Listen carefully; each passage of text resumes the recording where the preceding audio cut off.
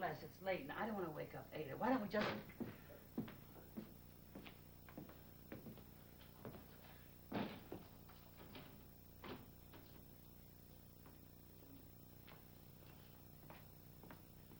Now, what's so important? Where's the note, Eddie? Oh, I was just about to turn in. Give it to me. I said I'd give it to you, and I will. Where is it? Les, what's the rush? I'm not going anywhere, and neither are you. If we can't trust each other by this time... You forced me to sign that note. I didn't force you to sign anything, and will you keep your voice down? You know, you wanted Peyton dead, and I was looking for enough money to make my old age a vacation with pay instead of a drag. It was a simple business deal. You failed to live up to your end of the deal. Peyton's still alive, so the deal's off, and I want that promissory note. Les, I've been reading over that thing, and you know what? It wasn't very smart. Oh, I know it says that you owe me $50,000 for services to be rendered, but the truth is that they couldn't lock you up just because you signed that piece of paper. It's worthless. All right, it's worthless. Go get it, and we'll burn it right here and now, and that'll be the end of it. Now, look, you're getting to bore me with this stupid thing. You'll get it when I get ready to give it to you, understand? You don't have it, do you? The old man wasn't bluffing. He's got it. Lee Weber's dead, you understand that? What? You heard me. He's dead? But how? I tried to kill him, but I only wounded him and he got away. He ended up at the Peyton house. There was a struggle over the gun with Stephen, and he was shot a second time. That finished him. What are you talking about? Why would you try to shoot Weber? Why would you try to kill him? Why would the old man send Weber to kill me?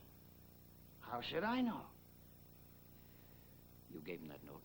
Sold it to him, more than likely. That's what happened to that worthless piece of paper. And Peyton understood in a minute what it meant, and he wouldn't let me have a second chance. He wound up Lee Weber, and he aimed him at me. That's what you did, and that's what he did. You've got it all figured out, haven't you? I had a very interesting experience, Eddie. I squeezed a trigger and sent a bullet tearing into a man. Up until a few hours ago, I wouldn't have thought I could even handle a gun. It's funny the things you find out about yourself.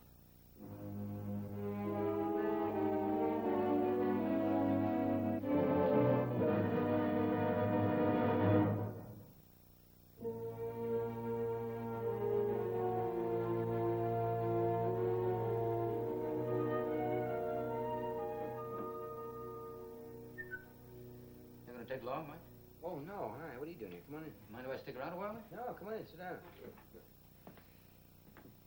It's going to take a couple of minutes. When is that, anyway? Oh, I have to do a white count on Martin Peyton. This hour? Afraid so. I was down at the police station a little earlier. Oh, so you know about Lee Weber, huh? Yeah. I'm afraid I can't mourn the man any more than you can, I guess. Look, I'm sure this is a bad time to bother you. You must be exhausted. No, it's just late. I know. I can't unwind is all. I put the paper to bed, and they told me you were still here, and I thought perhaps maybe... Supposing I drop in tomorrow morning early. No, come on, stay. I'm through anyway. Maybe you can help clear out some of the ghosts out of my mind. Ghosts, boy. That's what brought me back. Connie's ghost. I mean, Adrienne Van Lyden's death has hit her like I don't understand it, Mike. How she can get herself so upset over the loss of a total stranger. That's not like her at all. She's been so strong through all the other things that happened to her, you know, like Rachel and Alice. Maybe that's what she needed. What do you mean? I don't follow you. Well, for her emotions. She's kept them bottled up so long. People do that, you know. They don't allow themselves the luxury of grief over some personal tragedy. No, it has to come out somewhere, so it just pours out. Usually connected with something that hasn't touched them as closely. So I can understand that if she and Adrienne had something at all in common. Well, they do. They have one thing in common. Loneliness.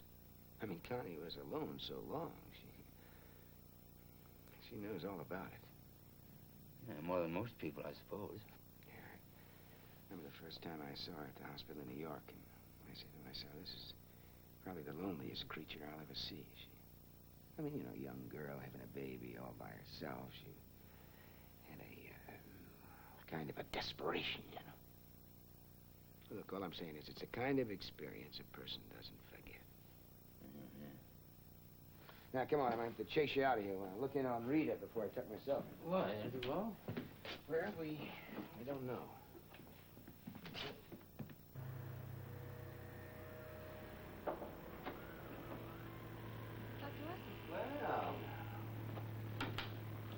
Well, what are you doing up at this hour? Look, it's called the Zombie from Outer Space. He stores away on this spaceship. When he comes back to Earth, he's changed into a...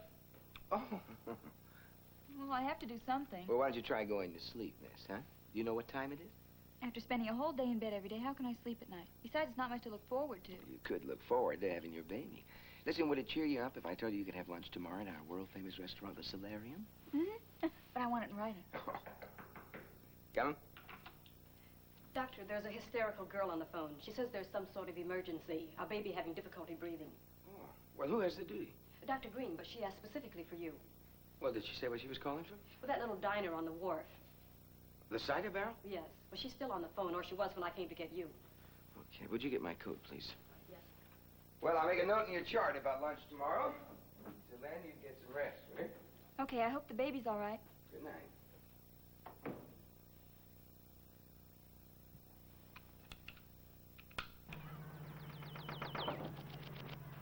Good night, Mrs. Dale.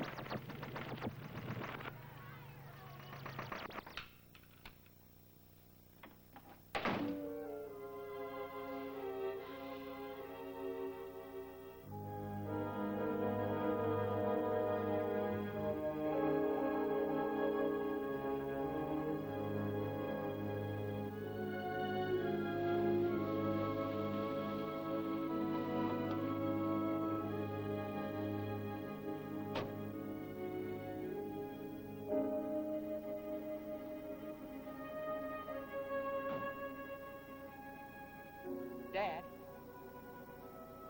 You're up kind of late, aren't you? Lee Weber's dead. What happened? It was very unfortunate, Rod, very unfortunate. I heard you shot him. No, I don't mean that you killed him, but that you wounded him when he tried to break into your office. That's right. Well, what happened? That's it. That's exactly what happened. But why? Why would Lee Weber want to break into your office? It's been a very long, difficult night, Rodney.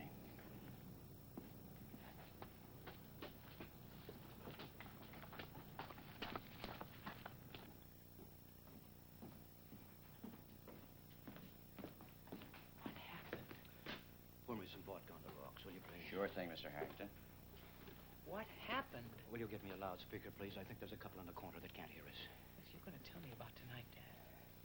You find it very difficult to trust me, don't you, Rod? Impossible. I'm your father. Don't you think that deserves something that resembles trust? That's all I ask. Look, just level with me, will you? I did. Why do you assume I didn't? Because I know you.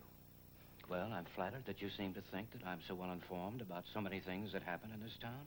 Why was Lee Weber breaking into your office? You're being childish.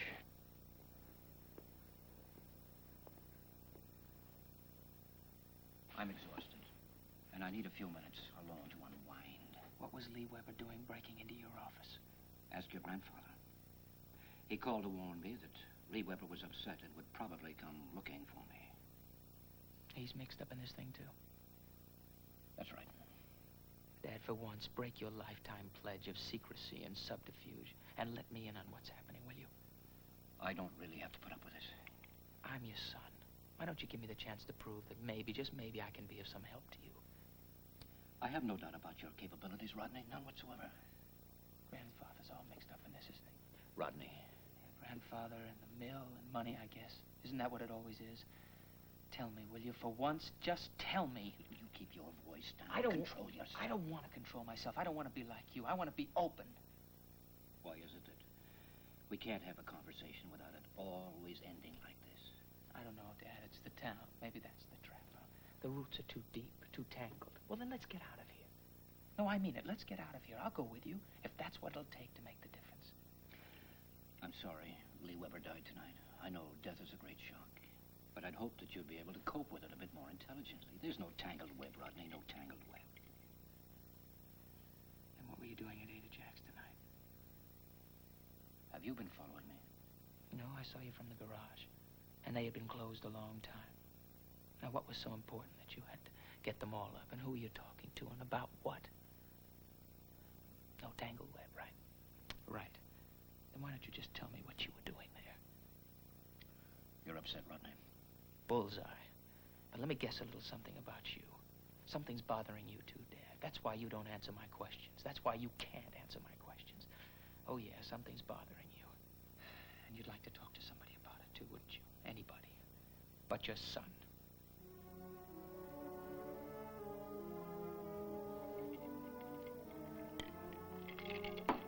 Good night, Rodney.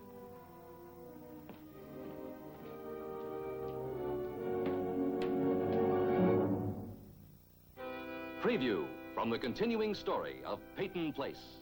There's not going to be any New Eden, Grandfather. Because your idea of paradise is a living hell for everyone else. What happened? I don't know. The mother's gone. We looked all over the place, Doc, and the mother just ducked out. She rushed in here with the baby off the bus. All of a sudden, she was gone. That's all we know, Doc. If this is the way it's going to be every time I see you, then maybe I'd better look for another attorney. Or another husband.